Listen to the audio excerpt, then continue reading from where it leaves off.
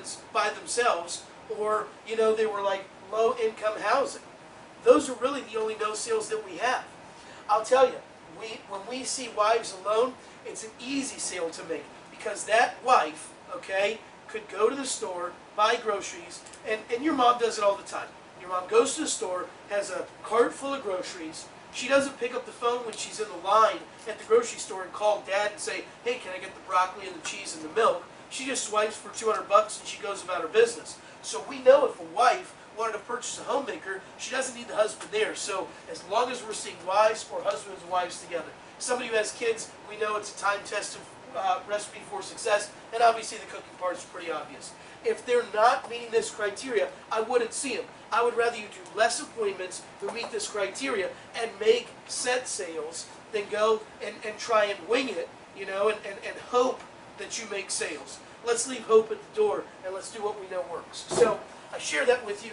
Most everybody did a really good job seeing the right people. That's why you made sales. The second big key to success is to follow the manual word for word. Follow the manual word for word. Okay? I'm not going to call anybody out. You certainly know who you are, all right? But, you know, hey, this training manual is time-tested.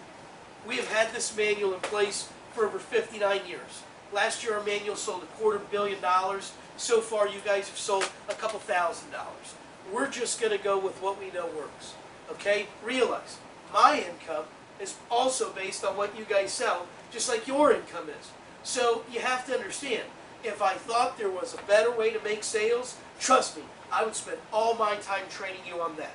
But the reality is there's not. When you get in front of a customer, follow the manual word for word. I don't care if it feels awkward. I don't care if you're embarrassed. I don't care if it doesn't feel right because you're not giving them any eye contact. Making sales is more important than looking good.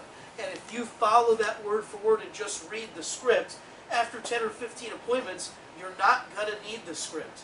And then you'll be doing the best appointment possible. The key is, if you're going to be in front of somebody, why not do the best appointment possible? The best appointment is already scripted out for you, so follow it word for word.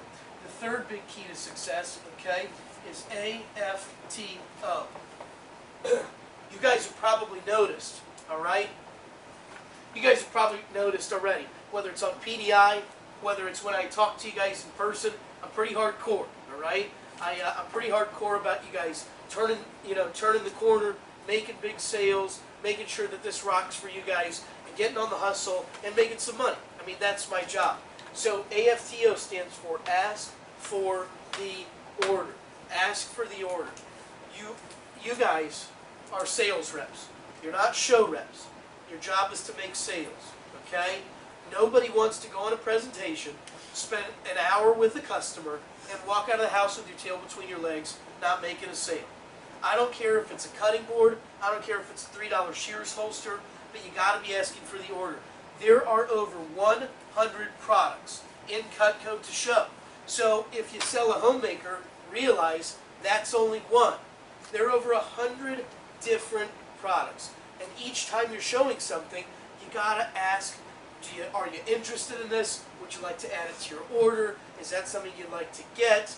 I mean, there's a million ways to ask for the order. If they say no, we're not going to be high pressure about it. We're not going to say, are you sure? Are you sure? Really? You know, we're not going to pressure them about it. We'll move on, but at least we're asking. I'll tell you, I had a representative. I had a girl, by the way, in one of my previous training classes. She went home, did a presentation for her mom. First presentation she does with her mom. She calls me up for a PDI and says, hey, Danny, I just finished my first presentation. I didn't make a sale. And so I'm like, okay, you know, no problem. And her mom, I hear her mom in the background yell, tell him why.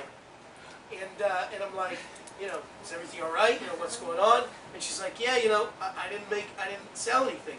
And her mom was like, tell him why. And literally, mom grabs the phone from the girl and goes, look, I'll tell you why she didn't sell anything. I've been in sales for over 25 years. And she never even asked me if I wanted to buy anything, never even gave me the option, so that's why I didn't buy. I would like to purchase a homemaker. Please send over another representative and I'll purchase from them. And lesson learned, right?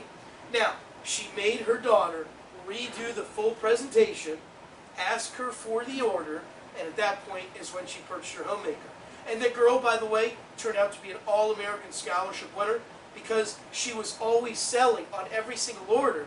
She was selling a couple extra accessories every single time because her mom told her and taught her, no matter what, if you've got 100 products, you should be asking for 100 different orders and 100 different sales.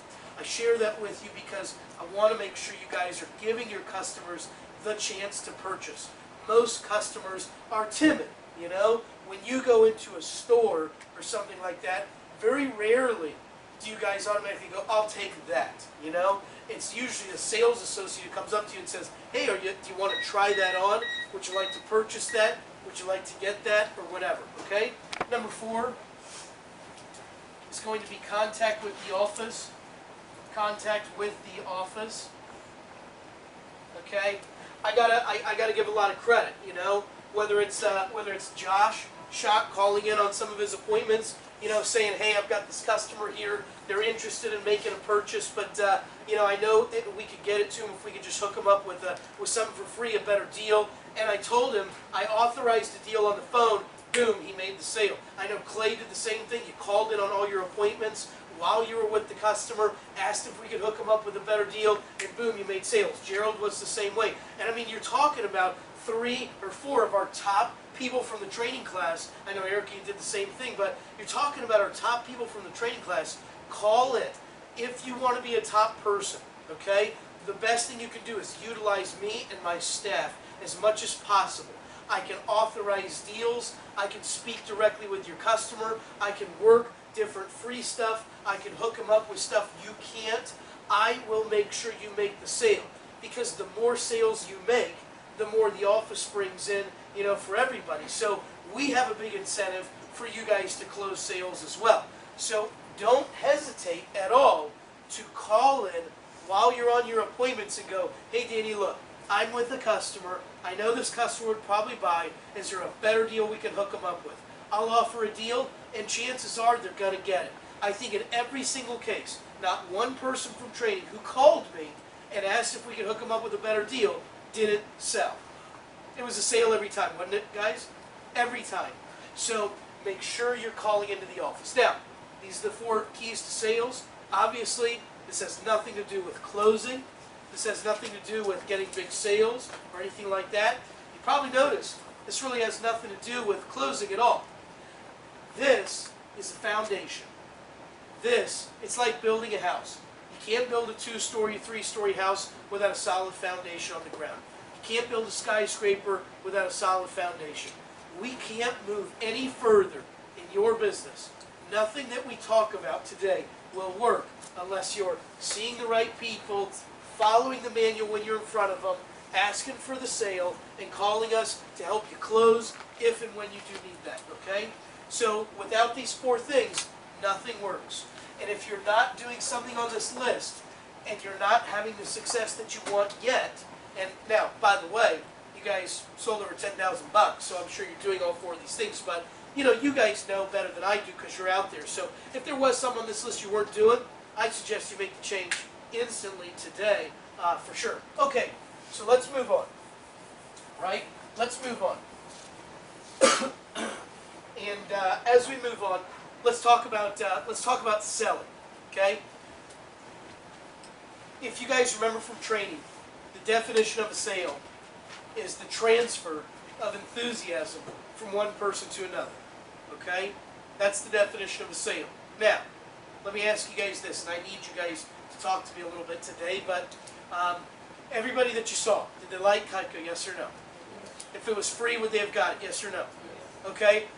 Did you have anybody say, you know what, Cutco's a piece of shit, get out of my house, and like kick you out the door with a steel-toe boot?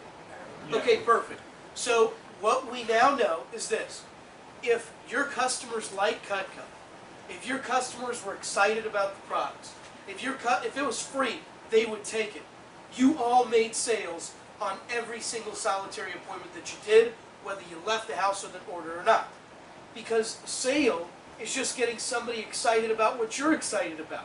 So if your customers were freaking jacked about, you know, Cutco, you made sales on every single appointment that you did. What you may not have done is closed on those orders.